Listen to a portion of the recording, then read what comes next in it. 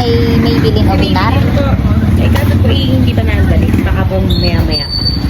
Kailan siya nagpabay? Check ko lang.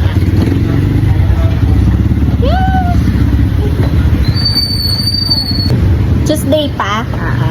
Pero okay na. Okay naman na po siya. Dadalhin na lang ngayon. Ngayon. Baan ay maya-maya po dadalhin. Bayad na ba yan? Aba.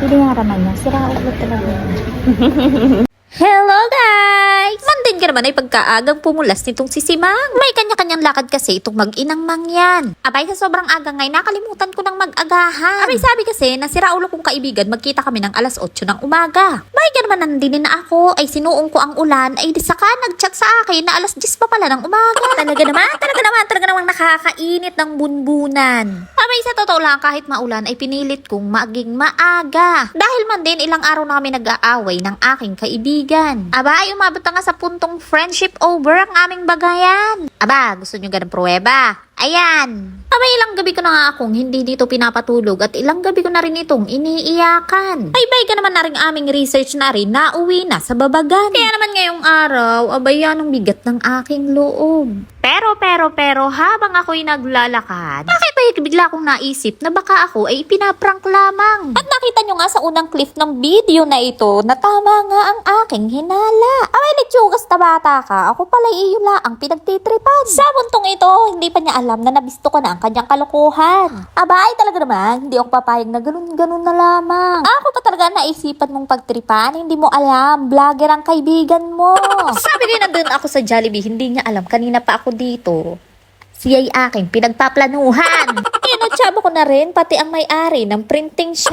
Aba, yung akala mong mautak ka, hindi mo alam, mas mataba ang utak ni si Ma'am. Ay, agad na ginawang kakutsaba nitong si ate. Wala ang kahirap-hirap, hindi malang humingi ng talent fee. Bayad na. Ganon.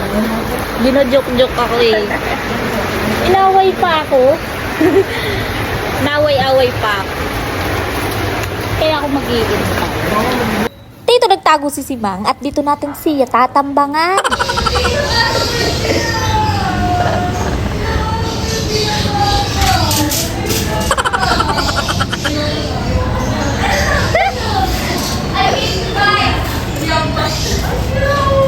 Yay, surprise pa more!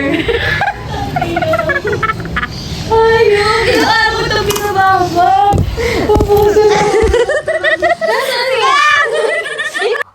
O diba? Pasalamat ka. Yan ang ganti ko. Yung iso-surprise ako tapos pinaiyak pa ako ng isang timba. Abay man din, 2 araw ay yata akong hindi nakakatulog ng maganda-ganda. Kakaisip ng aming problema. Ang magaling na bata, kinutsaba pa pala ang aming teacher. Oh, edi paano ngayon ang kwento natin? Ma'am, ako po yun na prank niya.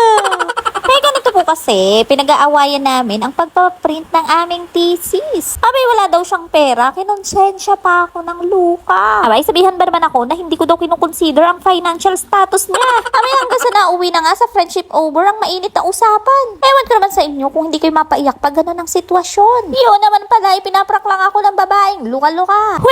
Well, your prank gone wrong. Sa totoo lang guys, pasalamat na lang talaga ako dahil prank lang pala talaga. Napakahirap kasi na nag-invest ka ng effort, ng time and emotion para mahalin ang isang tao tapos matatapos lang din pala. Sa totoo lang, bago ang araw na ito, nag-sorry na talaga ako sa kanya. Alam niyo, tama talaga yung kapag mainit ang diskusyon, pag galit ka, matuto kang manahimik muna. Kasi may mga bagay tayong nasasabi na out of anger, hindi naman natin talaga minimina sabihin sa kanila. Mabuti nga kung prank lang. Paano kung hindi? Dahil alam naman nyo ba, sa totoong buhay, wala namang prank. Ika nga, wala namang mawawala kung matututo kang magpakumbaba.